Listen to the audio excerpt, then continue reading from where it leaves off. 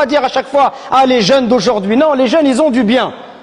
Les jeunes ils vivent une situation qui est compliquée et ils vivent une époque qui est difficile. Alors le conseil que je peux leur donner, c'est que ta vie, mon frère et ma sœur, est un dépôt d'Allah.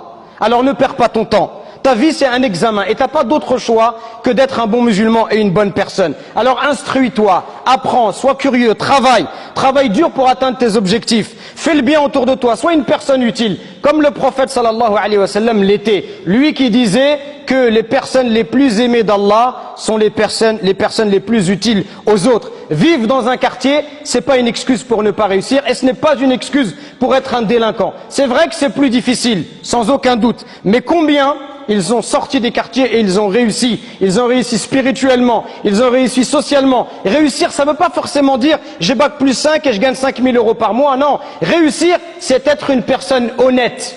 Tu gagnes ta vie honnêtement. Tu es une personne honnête. Tu te comportes bien avec tes parents, tes voisins. Tu as réussi ta vie. Parce que Yawm al-Qiyamah, Allah Azza wa Jal, il élève ces gens-là. Et Allah, il les récompense. C'est ça, réussir sa vie. Réussir sa vie, c'est être une bonne personne. Alors il faut travailler.